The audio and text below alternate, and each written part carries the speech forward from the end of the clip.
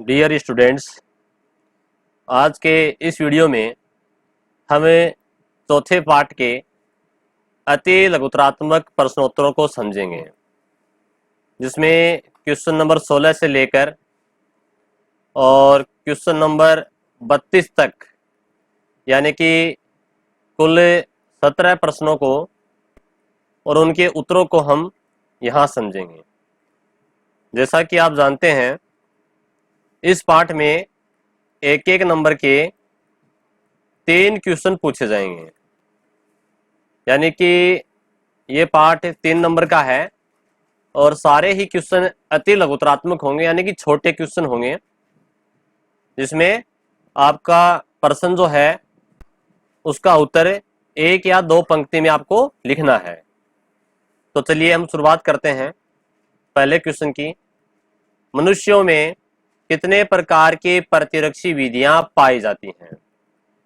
देखिए, हमने इससे पहले वाले वीडियो में जो ऑब्जेक्टिव क्वेश्चन समझे थे 15 क्वेश्चन, उनमें कई क्वेश्चन दोबारा रिपीट हो रहे हैं और जो महत्वपूर्ण बिंदु हैं उनमें आपको अधिकांश के आंसर मिल जाएंगे।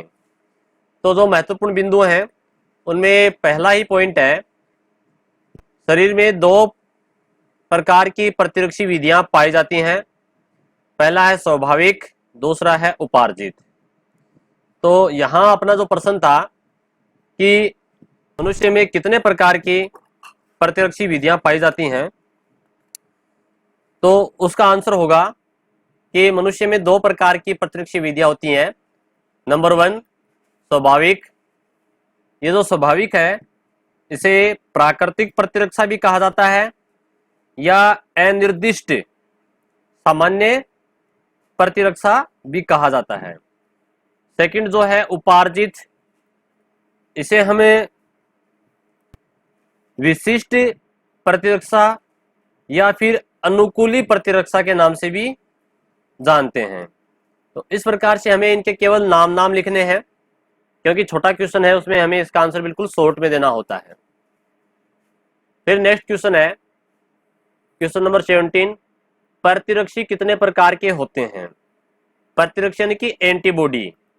हमारे शरीर में जो एंटीबॉडी बनती है प्रतिरक्षी, वो कितने प्रकार की होती हैं?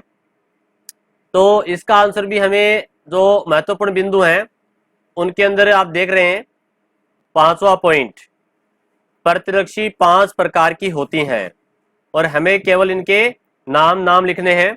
जैसे IG, G, यहाँ पहले जो IG है उसको हमेशा I को कैपिटल और जो G है उसको स्मॉल लेटर में लिखना है।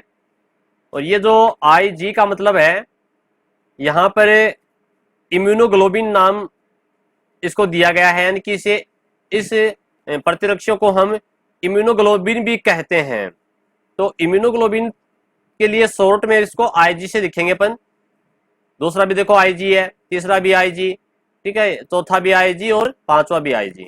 लेकिन इनके प्रकार हैं, जैसे capital G, capital A, capital D, capital M और कैपिटल E। तो ये इनके प्रकार हुए इस प्रकार से। अब देखिए, यहाँ इनके 5 प्रकार हैं और इनमें से भी छोटे क्वेश्चन इस प्रकार से और पूछे जा सकते हैं। जैसे निम्न में से कौन सी प्रतिरक्षी या ऐसी कौन सी प्रतिरक्षी है जो प्लेसेंटा या ओवल को पार कर सकती है? माता के शरीर से भ्रूण तक जो प्रतिरक्षी पहुंचती है ओवल के द्वारा या प्लेसेंटा के द्वारा, वो IgG है। दूसरा इसमें महत्वपूर्ण क्वेश्चन बन जाता है कि माता के दूध में कौन सी प्रतिरक्षी होती है? तो IgA होती है। और एक इसमें क्वेश्चन बन जाता है कि एलर्जी के समय कौन सी प्रतिरक्षी बनती है? तो IgE बनती है।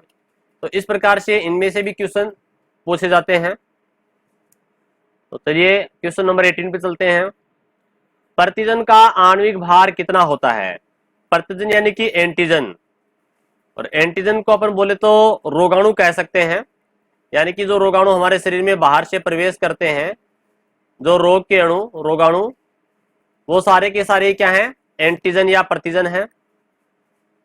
रोगाणु के कई प्रकार हो सकते हैं, बैक्टीरिया या फिर जीवाणु, विषाणु या वायरस, ठीक है, प्रोटोजोआ ये रोगाणु के प्रकार है। तो यहाँ क्वेश्चन पूछा जा रहा है कि जो एंटीजन है उसका मोलिकुलर वेट, भार यानी कि वेट कितना होता है, आणविक भार कितना होता है। तो इसका सही आंसर है 6000 डाल्टन। ये इसको अपन मापने के लिए डाल्टन इकाई का प्रयोग करते हैं आणविक भार को मापने के लिए। ठीक है, हमें डाल्टन का प्रयोग करते हैं। जैसे अपने अधिक भार की जो वस्तुएं हैं उनको मापने के लिए किलोग्राम का यूज करते हैं, वैसे ही आणविक भार को मापने के लिए डाल्टन शब्द का प्रयोग किया जाता है। डाल्टन एक वैज्ञानिक हुए हैं, उनके सम्मान में इसका आणविक भार जो है वो डाल्टन रखा गया है। फिर क्वेश्चन नंबर 19 है, प्रतिरक्षी किस प्रकार के प्रोटीन होती हैं। देखिए, जो हमारे शरीर में एंटीबॉडी बनती हैं, जो प्रतिरक्षी बनती हैं WBC कोशिकाओं के द्वारा जो बनाई जाती हैं, ये एक विशेष प्रकार की प्रोटीन सी बनी होती हैं जिसका नाम होता है गामा ग्लोबुलिन प्रोटीन। आपको आंसर का लिखना है गामा ग्लोबुलिन प्रोटीन। मैं यहां लिख देता हूं गामा ग्लोबुलिन प्रोटीन। तो ये एक प्रकार का प्रोटीन है और इस गामा ग्लोबुलिन प्रोटीन से ही ये एंटीबॉडी बनी होती हैं। गामा को हम यहाँ पर इस प्रकार से ऐसे भी लिख सकते हैं, गामा का सिंबल है स्मॉल r जो लिखते हैं अपन, उस प्रकार से अपन लिख सकते हैं। क्वेश्चन नंबर 20 है, कौन सा प्रतिरक्षी आवल, आवल यानी कि प्लेसेंटा, जो माता के शरीर से जो भ्रूण जुड़ा होता है माता के गर्भाशय में, तो वो भ्रूण जो है वो माता के शरीर से ही पोषण लेता है। ठीक है, तो वहां वो माता के शरीर से पोषण उस आवल के द्वारा या प्लेसेंटा के द्वारा ही प्राप्त करता है।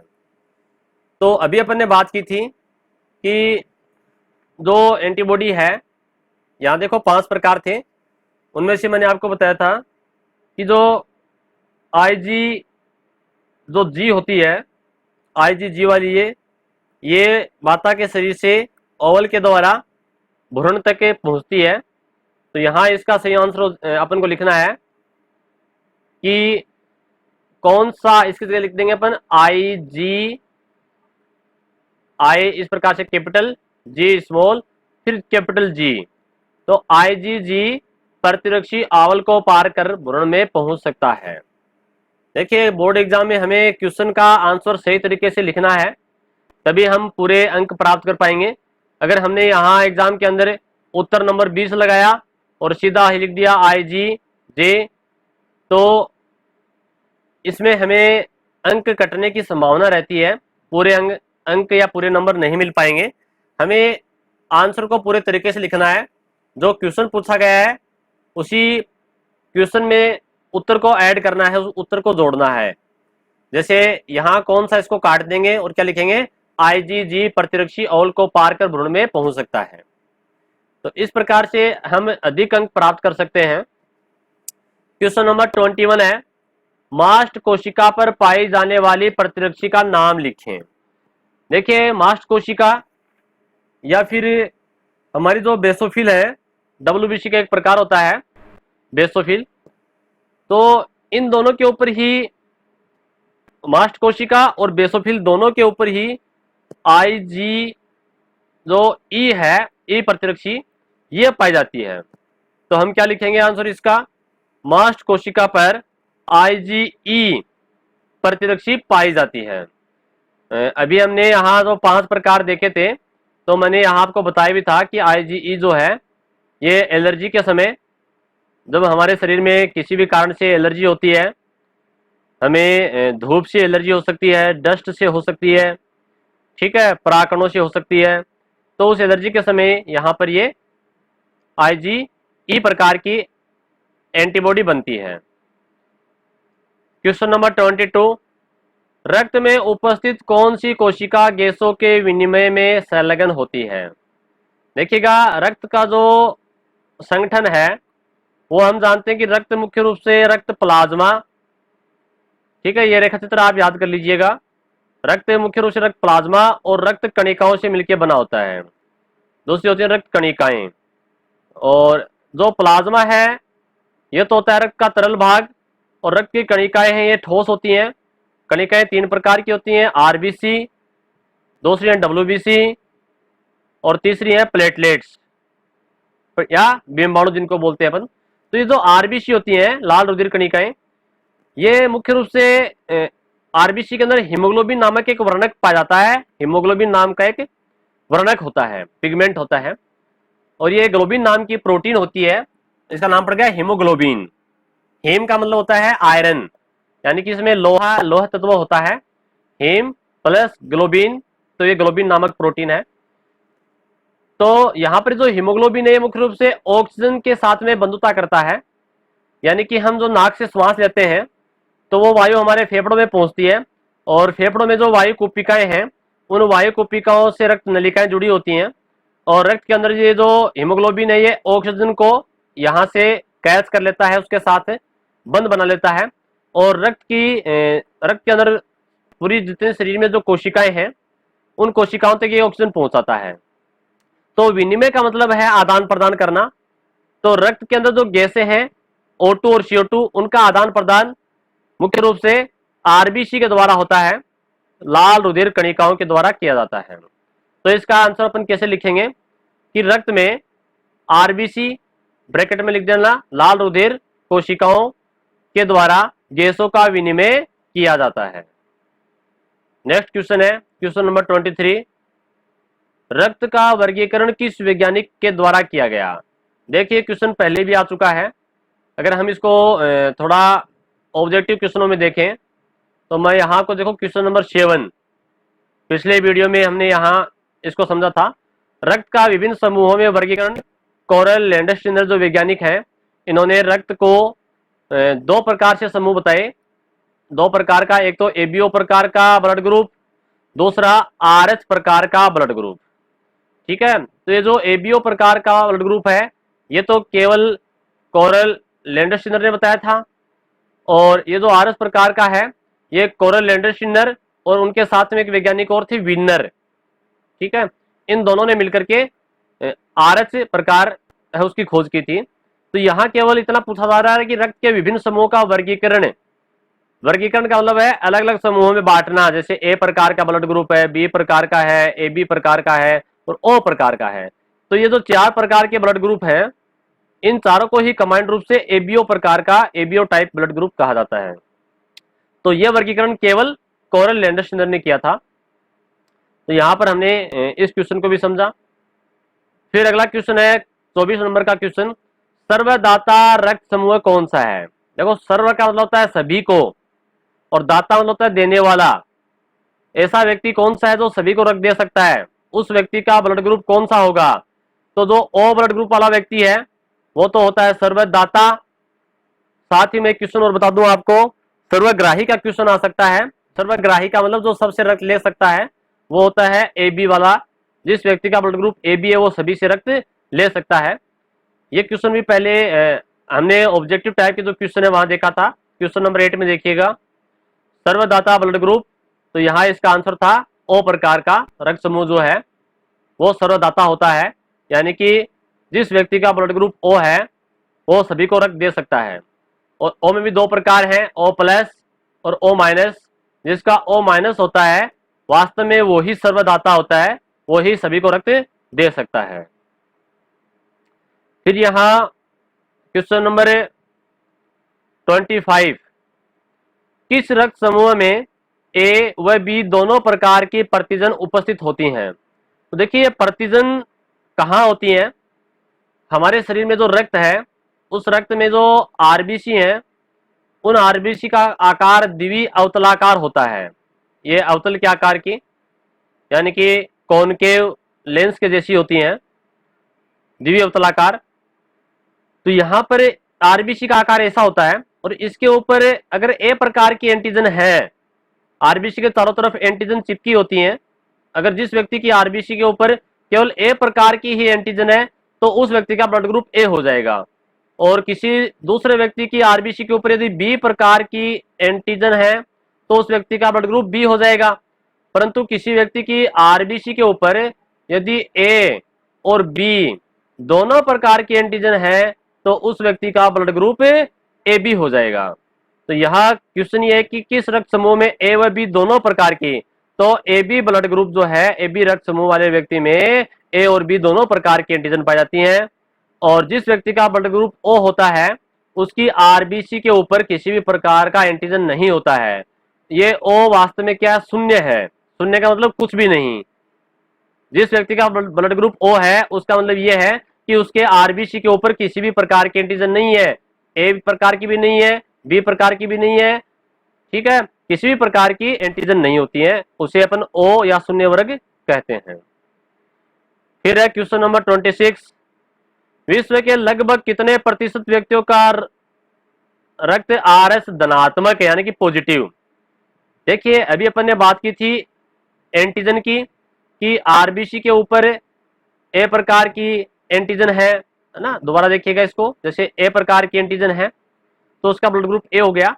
परंतु हम ये भी देखते हैं कि डॉक्टर ये कहता है कि इसका ब्लड ग्रुप ए प्लस है और एक व्यक्ति का ए माइनस है। तो ये प्लस माइनस क्या है, एक दूसरी चीज और पाई जाती है आर एच। जिस व्यक्ति की आरबीसी के ऊपर ए प्रकार की तो है ही है और आर एच प्रकार की एंटीजन भी है साथ में, तो वो तो हो जाएगा ए पॉजिटिव। परंतु जिस व्यक्ति की आरबीसी के ऊपर ए एंटीजन ही है केवल, यानी कि आर एच नहीं है, केवल ए ही है, वो हो जाएगा R H minus, R H ऋणात्मक।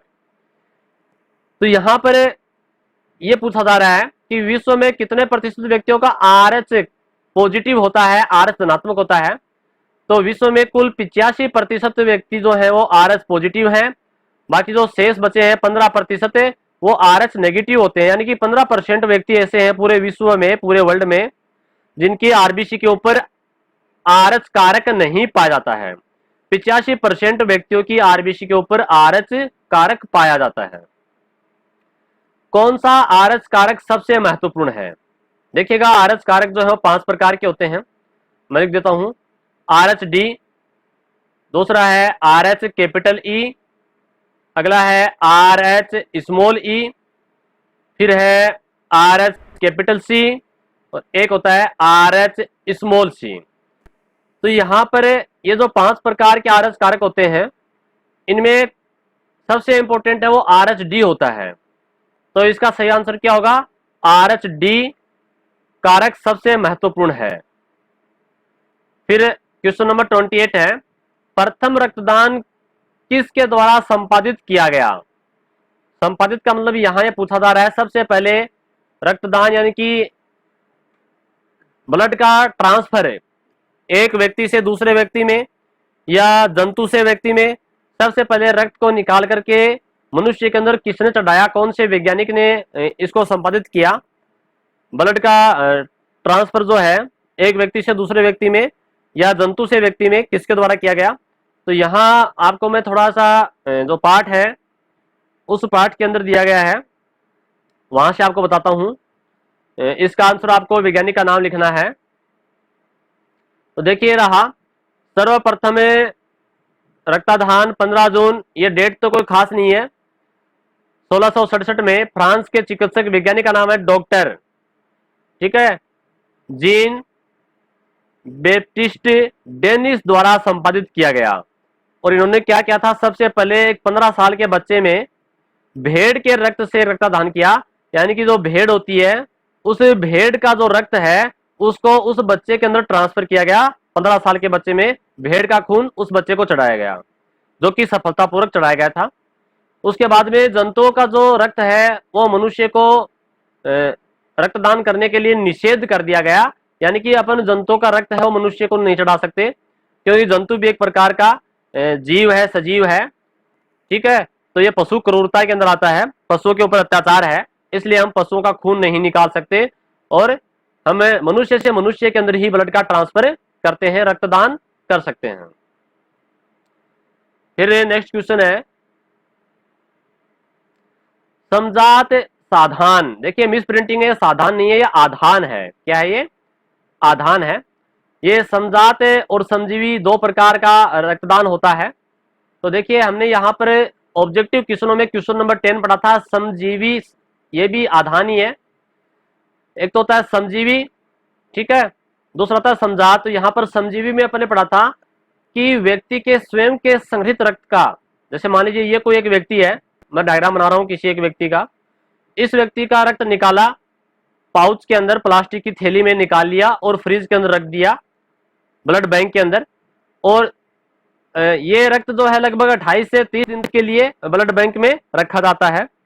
अगर इस दिवस के दौरान इसी व्यक्ति को रक्त की दोबारा आवश्यकता पड़ गई, इसको रक्त की आवश्यकता पड़ गई, तो ये पाउच वाला जो पैकेट है ये इसी व्यक्ति को दोबारा चढ़ाया जाता है, यानी कि इस व्यक्ति का रक्त इसी व्यक्ति को चढ़ाया जाता है। तो उसे अपन कहते हैं श्रमजीवी साधन, यानी कि व्यक्ति के स्वयं का संग्रहित रक्त, ठीक है, उसी व्यक्ति का रक्त निकाला और उसी को वापस चढ़ा दिया, तो वो तो कहलाएगा श्रमजीवी। और यहाँ जो अपना क्वेश्चन है वो है समजात। इसमें क्या करते हैं कि एक व्यक्ति जो है उसका रक्त निकाला, जिसने रक्तदान किया, पैकेट के अंदर पाउच में निकाल लिया, और किसी दूसरे व्यक्ति, वो व्यक्ति दुर्घटना में घायल व्यक्ति हो सकता है जिसको रक्त की आवश्यकता है, या कोई रोगी हो सकता है, ये ग्राही कहलाएगा और ये दाता कहलाएगा। तो इस व्यक्ति का रक्त किसी दूसरे अन्य व्यक्ति को चढ़ाया जाता है, तो उसे समजात आधान कहते हैं। क्वेश्चन नंबर 13, रुधिर वर्ग को नियंत्रित करने वाले विकल्पियों, विकल्पी यहाँ पर जीन के विकल्पियों की बात की जा रही है। हम जानते हैं कि जीन के मुख्य रूप से दो विकल्प होते हैं, एक तो प्रभावी और दूसरा अप्रभावी होता है। यहाँ पर रुधिर का नियंत्रण करने के लिए 3 प्रकार के विकल्प होते हैं, यानी कि 3 प्रकार के विकल्प हैं। 2 प्रभावी होते हैं। 2 प्रभावी कौन कौन से? ए भी प्रभावी होता है, बी भी प्रभावी होता है, और ओ जो है वो अप्रभावी। इसे हम शॉर्ट में लिख सकते हैं कि IA, IB और IO। तो यहाँ पर ये 3 विकल्प होते हैं ब्लड को कंट्रोल करने वाले, रक्त समूह का नियंत्रण करने वाले जीन जो है उसके 3 विकल्प होते हैं, जिसमें ए और बी प्रभावी होते हैं और ओ अप्रभावी होता है। और जीन हमेशा जोड़े में होते हैं। जैसे मान लीजिए अगर मैं लिखता हूं कि IA और IA, तो उस व्यक्ति का ब्लड ग्रुप ए होगा। अगर मैं लिखूं IA और IO, तो उस व्यक्ति का ब्लड ग्रुप भी ए होगा, क्योंकि यहाँ पर ए प्रभावी है और ये दूसरा ओ अप्रभावी होता है। तो अप्रभावी के लक्षण प्रकट नहीं होंगे, प्रभावी के लक्षण प्रकट होंगे, तो ए ब्लड ग्रुप हो जाएगा। इसी प्रकार से यदि दोनों IO और IO दोनों अप्रभावी होंगे तब ब्लड ग्रुप O हो जाएगा। ठीक है, तो इस प्रकार से विकल्प जो है वो कितने होते हैं? 3 होते हैं, उनके नाम लिखने हैं IA, IB और IO। अगला क्वेश्चन है, भारत में अंगदान दिवस कब मनाया जाता है? देखिए ये क्वेश्चन पहले भी आ चुका है, ये रहा क्वेश्चन नंबर 14। भारत में अंगदान दिवस 13 अगस्त को मनाया जाता है। देखिएगा, अंगदान में तो हम किसी अपने शरीर के अंग का दान कर सकते हैं, और देहदान, दूसरा देहदान होता है, देह मानी शरीर, काया, हम पूरे शरीर को ही डोनेट कर सकते हैं। हम जब जीवित हैं तो उस समय अपने नजदीकी सरकारी अस्पताल में जाकर के अंगदान का फॉर्म भर सकते हैं, या देहदान यानी पूरी बॉडी डोनेट कर सकते हैं, उसका फॉर्म भरा जाता है। और हमारी मृत्यु के पश्चात हॉस्पिटल को सूचित करने पर, अस्पताल वालों को सूचित करने पर उनकी टीम आती है, वो शरीर के अंगों को निकाल करके ले जाएगी, या फिर अपने अगर बॉडी दान, पूरी बॉडी जो है डोनेट कर रखी है, तो हमारे पूरे शरीर को लेके चले जाएंगे, और उससे हमारे शरीर के जो अंग हैं वो अगर किसी काम के हैं तो अन्य दूसरे व्यक्तियों को प्रत्यारोपित कर दिए जाएंगे। जैसे मान लीजिए किसी व्यक्ति को हृदय की आवश्यकता है, तो हमारा हृदय जो है उस दूसरे किसी पेशेंट को दे दिया जाएगा, हमारा हृदय दूसरे रोगी को प्रत्यारोपित कर दिया जाएगा, और उससे हमारा जो हृदय है वो दूसरे व्यक्ति के अंदर जिंदा रहेगा, काम करता रहेगा। उसी प्रकार से नेत्रदान भी होता है, किडनी, लीवर, ठीक है, आदि अंगों का दान किया जाता है, सफलतापूर्वक होता है। तो यहाँ पर भारत में प्रतिवर्ष 13 अगस्त को अंगदान दिवस मनाया जाता है। हाल ही में देहदान करने वाले 2 व्यक्तियों के नाम लिखें। देखिए, भारत के अंदर समाज के अंदर एक कुप्रथा है कि अलग अलग जो धर्म है वो मृत्यु के पश्चात शरीर का अलग अलग प्रकार से अंतिम संस्कार करते हैं। जैसे मोहम्मदन जो है, मुस्लिम है, वो दफनाते हैं, क्रिश्चियन भी दफनाते हैं, और हिंदू धर्म के अंदर शरीर को मरने के पश्चात जलाया जाता है। परंतु देहदान करने पर जो डॉक्टर का जो कोर्स करते हैं, MBBS करते हैं, तो वो उस बॉडी को जिस व्यक्ति ने देहदान किया है उसके ऊपर प्रैक्टिकल कर सकते हैं, चीरफाड़ कर सकते हैं, और उससे वो सीखते हैं, प्रैक्टिस करते हैं। तो एक प्रकार से वो देहदान करने पर शरीर उनके भी काम आता है। तो यहाँ क्वेश्चन पूछा जा रहा है कि भारत में हाल ही में यानी कि पिछले वर्षों के अंदर किन किन व्यक्तियों ने देहदान किया है, उन 2 व्यक्तियों के नाम लिखने हैं। तो पाठ का जो लास्ट पॉइंट था उसके अंदर अपने यहाँ पर देखिएगा, ये 13 अगस्त जो अंगदान दिवस मनाया जाता है, ये वो बात है। और यहाँ पर अंगदान की बात हो तो 90 वर्ष की उम्र के अंदर कॉर्निया यानी कि आंख जो नेत्र है उसका दान जो है कैप्टन लक्ष्मी सहगल, ठीक है ना, ये लेडीज है। सुभाष चंद्र बोस के साथ में आजादी के समय उन्होंने इनका साथ दिया था और 90 वर्ष की उम्र में इन्होंने आई डोनेट की है, आंखों का दान किया है। और आपने टीवी में कई बार ऐड भी देखा होगा, जो एक्ट्रेस है ऐश्वर्या राय, वो भी अपना एक ऐड देती हैं अपनी आंखों को दान करने का, उन्होंने अपनी आंखें डोनेट कर रखी हैं। और जो क्वेश्चन था हमारा कि हाल ही में, तो हाल ही के अंदर एक तो साहित्यकार है, साहित्यकार यानी कि एक राइटर है, लेखक है जो किताबें और साहित्य लिखते हैं, ग्रंथ लिखते हैं, डॉक्टर विष्णु प्रभाकर, ठीक है, इनका नाम क्या है, डॉक्टर विष्णु प्रभाकर हमें नाम लिखना है, डॉक्टर विष्णु प्रभाकर, ठीक है। उनके जो परिजन है, परिजन यानी कि गार्जियन, उन्होंने उनकी इच्छा के अनुसार मृत्यु के पश्चात उनकी देहदान किया था, ठीक है। और दूसरा है पश्चिम बंगाल के जो मुख्यमंत्री, पूर्व मुख्यमंत्री, जो पहले मुख्यमंत्री थे पश्चिम बंगाल के, श्री ज्योति बसु, इन्होंने भी देहदान की है। इसी प्रकार से एक प्रख्यात समाज सेवी है, सोशल वर्कर हैं, नाना देशमुख, इन्होंने भी अपनी इच्छा के अनुसार मृत्यु के पश्चात देहदान की है, इनकी बॉडी डोनेट की गई है। ये तो बात हुई, इन्होंने डोनेट कर रखी है। लेकिन अगर क्वेश्चन आ जाए कि किन्होंने घोषणा की है, अभी वो जिंदा है और उन्होंने बॉडी डोनेट करने का फॉर्म भर रखा है, जब उनकी मृत्यु होगी तो उनका शरीर जो है वो दूसरों के काम आएगा, उनके शरीर के अंग काम आएंगे। तो एक तो है साध्वी ऋतंबरा, जो ऋषि होते हैं, ऋषि की तरह ही जो लेडीज होती है उसको अपन साध्वी कहते हैं, ठीक है, ऋतंबरा। और एक क्रिकेटर हैं, आप सभी जानते होंगे, क्रिकेट के खिलाड़ी हैं गौतम गंभीर, इन दोनों ने मृत्यु के पश्चात अपनी देहदान करने की घोषणा कर रखी है।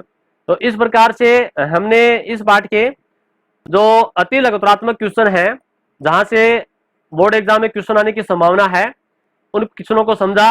और अगले वीडियो में हमें अगला जो पाठ है उस पाठ नंबर 5 जो है उसको समझेंगे। धन्यवाद।